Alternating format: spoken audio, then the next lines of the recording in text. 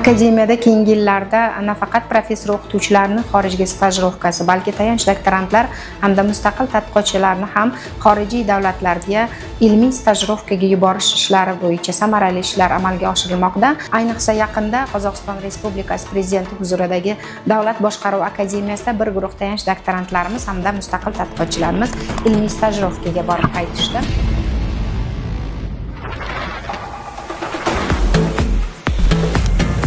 Bu stajirovkada asosan ular o'zlarining ilmiy loyihalari sohasida mavjud bo'lgan adabiyotlar bilan tanishish, axborot resurs markazlari imkoniyatlarini o'rganish.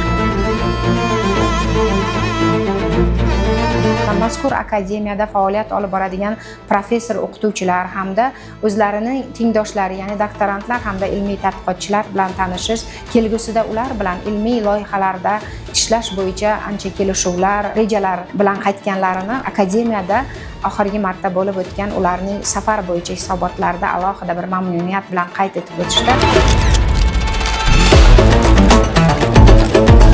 Stajirovka davomida Qozog'iston Respublikasi Prezident huzuridagi Davlat boshqaruvi akademiyasining o'z milliy modeli, ilmiy tadqiqot metodologiyasi, ijtimoiy, siyosiy hamda iqtisodiy bilimlarni olib qaytdik. April 24, 2026, we had the opportunity to participate in the research workshop held in Astana at the Academy of Public Administration under the President of the Republic of Kazakhstan.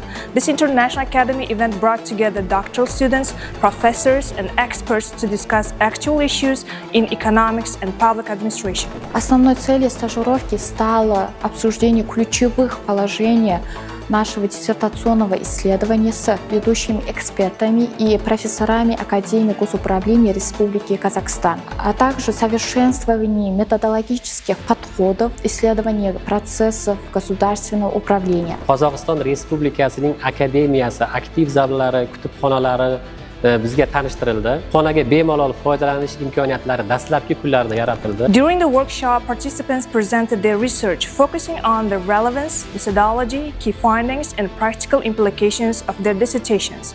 The discussions were highly interactive, encouraging critical thinking, analytical skills, and academic exchange. Stajirovka davomida bizning doktorantlar uchun Qozog'iston Respublikasi Akademiyasi tomonidan Milliy statistika byurosi va Iqtisodiy tadqiqotlar institutiga tashrif uyushtirildi.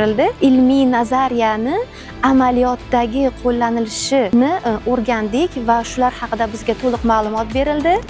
Akademiya yosh olimlarni xorijiy davlatlarning nufuzli tashkilotlari hamda akademiyalarga ilmiy stajirovkalarga yuborish, ularni ilmiy sohalarda o'z hamkorlarini topishlariga, kelgusida esa bu hamkorlikni ilmiy tadqiqot loyihalari doirasida davom ettirishlariga imkoniyat yaratib beradi.